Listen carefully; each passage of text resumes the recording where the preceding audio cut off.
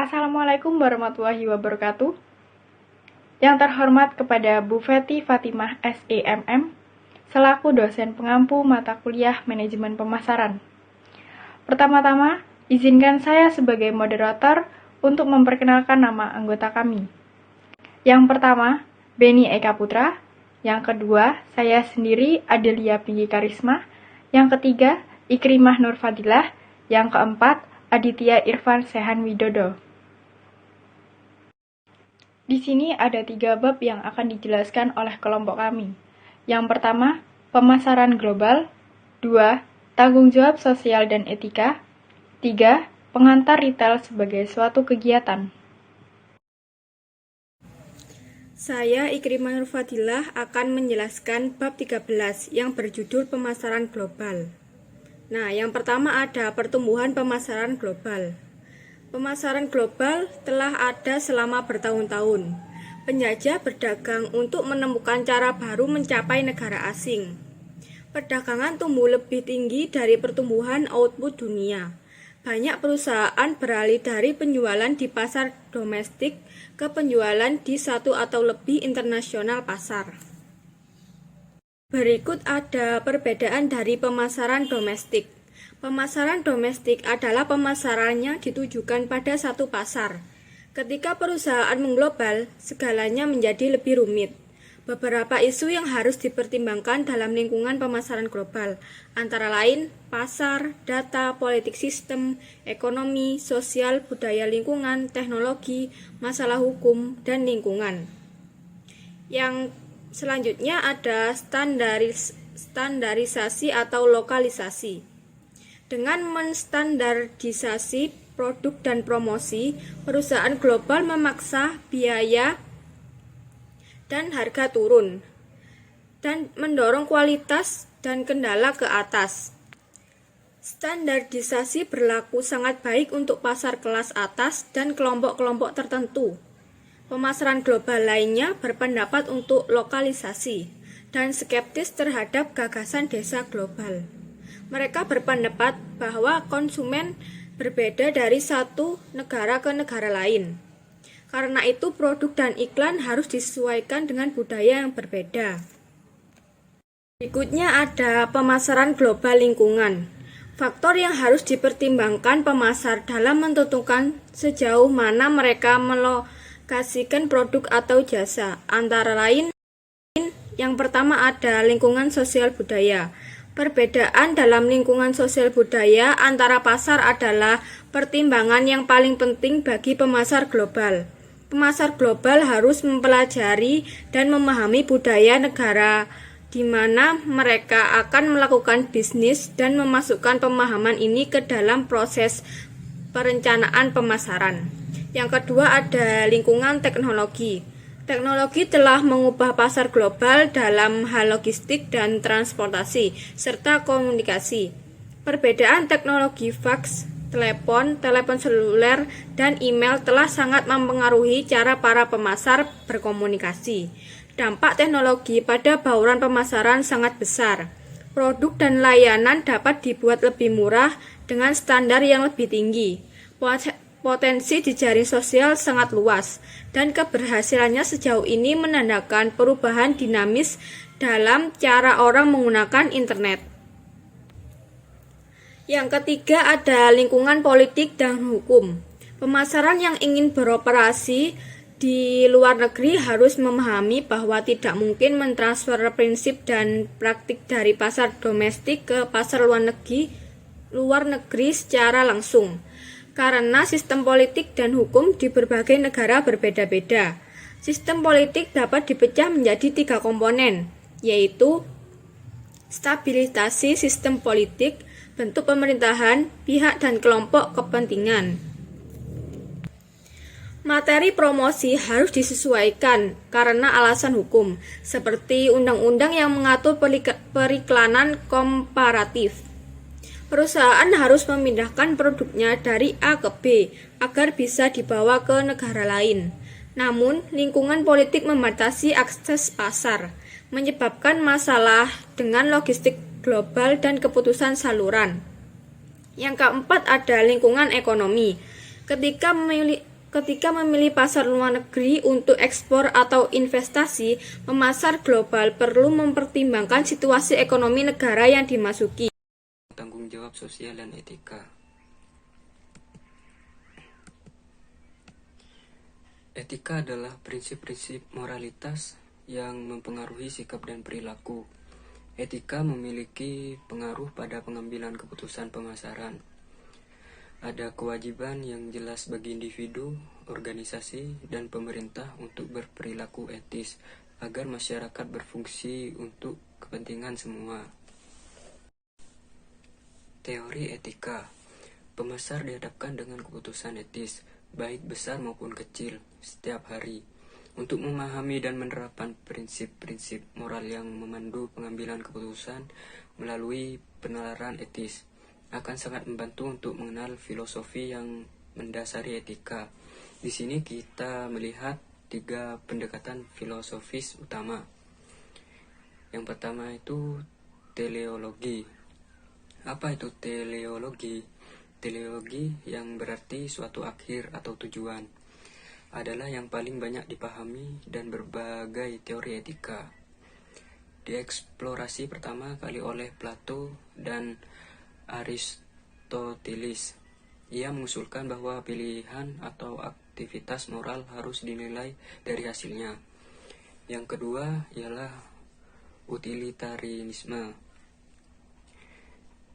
Utilitarisme yang dikembangkan dari pendekatan ini pada abad ke-18 dan ke-19 menyarankan bahwa pilihan moral harus memaksimalkan kebahagiaan.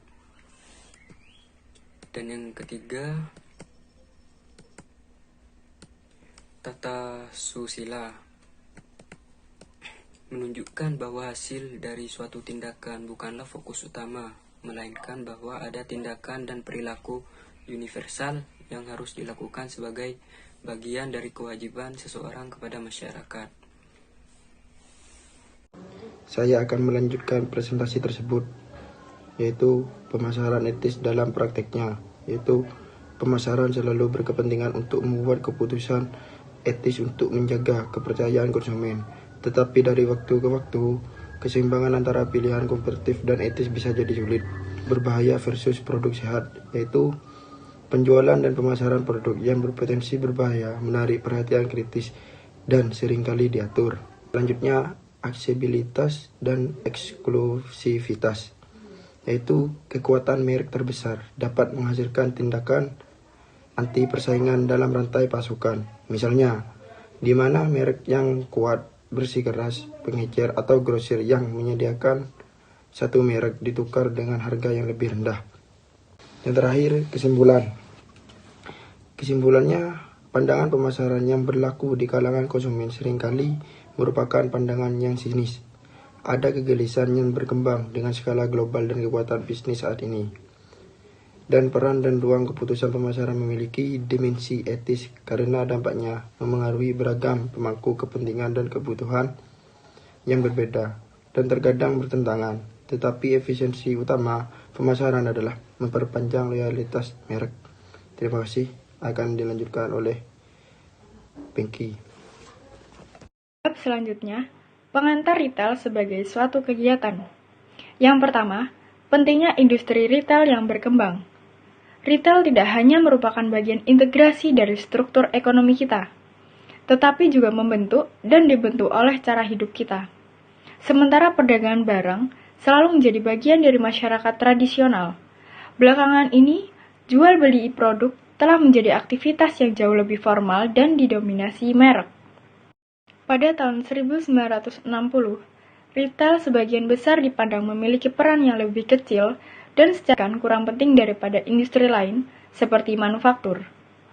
Namun, retail semakin dipandang sebagai kegiatan penting dalam perekonomian, dan dampaknya terhadap cara umum dapat segera diketahui. Faktor-faktor yang menggambarkan semakin pentingnya sektor retail, yaitu 1. Kontribusi yang besar dan meningkat terhadap PDB. 2. Kepentingan ekonomi lebih terlihat. 3. Majikan utama. 4. Pengecer sebagai penjaga gerbang. 5. Pengecer mendiversifikasi kegiatan mereka. 6. organisasi yang tumbuh dalam skala internasional. 7. Ukuran operasi yang memungkinkan kontrol rata pasokan. 8. Pengaburan area retail untuk mencakup area aktivitas bisnis yang lebih luas. Apa itu retail? Sebagian besar menekankan retail sebagai kegiatan usaha menjual barang atau jasa kepada konsumen akhir. Kami telah mendefinisikan retail sebagai setiap bisnis yang mengarahkan upaya pemasarannya untuk memuaskan konsumen akhir berdasarkan organisasi penjualan barang dan jasa sebagai sarana distribusi. Konsep yang diasumsikan dalam definisi ini cukup penting.